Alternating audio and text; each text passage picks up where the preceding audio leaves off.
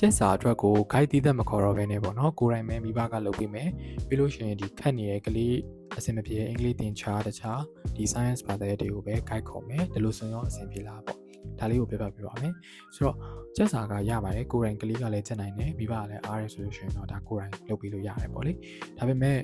တကယ်တမ်းပြဿနာကကြတော့ကလေးနဲ့မိဘနဲ့ပေါ့နော်ဒါဘယ်လိုပြောရမလဲ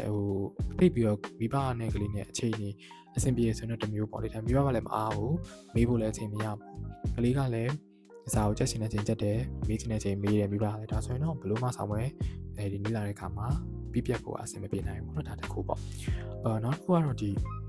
တီးသက်ပေါ့နော်ချက်စာတွေမဟုတ်ဘဲနဲ့တခြားဒီ science ဒီနဲ့ English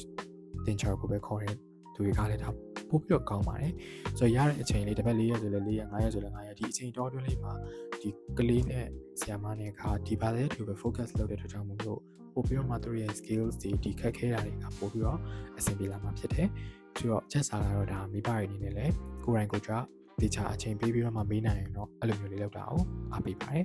အားလုံးပဲနားလည်ကြပြီလို့ထင်တယ်ဆိုတော့ guide ဆရာဆရာမတွေစုံစမ်းခြင်းနဲ့ဆိုလို့ရှိရင်တက်ကိုင်းမြန်မာက solution နေပါတယ်